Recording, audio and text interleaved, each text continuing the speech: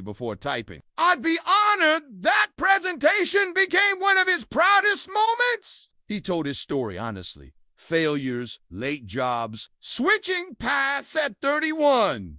A student messaged him afterwards. I thought it was too late for me to... That message sat in his heart like a glowing ember. Maybe he wasn't just animating stories. Maybe he was one. Elvie began journaling again. Not every day, but often enough to track the little wins. Hit 10K views today. Client tipped extra. Finally figured out facial expressions. He also noted the losses. Render failed. Client ghosted. Felt stuck. But writing it down helped. It reminded him that bad days didn't erase progress. As his confidence grew, so did his creativity. He started experimenting, giving his animated characters real flaws, awkward silences, stutters, quirks. People connected with that. Not the perfect polish, but the vulnerability, the humanity behind the pixels. One character, a shy robot named Juno who mumbled and fixed toasters, unexpectedly went viral.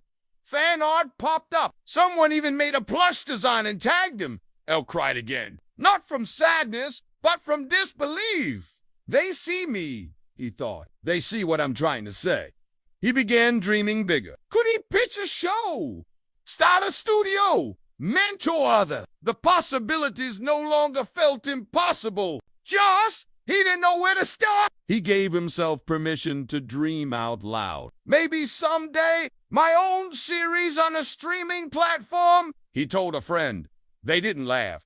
They nodded. That moment was healing. For years, he had muted his dreams, thinking they were childish. Now he said them out loud and the world didn't reject them. His workspace had transformed. It used to be a cluttered desk in a small room. Now it was a light-filled corner with sticky notes, sketches, glowing screens, and little duck plushes that fans had sent him. One wall had a printed quote. We don't find our passion, we build it. He read it every morning. Elvie still had struggles, tight deadlines, creative burnout, doubt. But the difference was he chose these battles. They didn't choose him. There were still job openings in his inbox from companies he once applied to.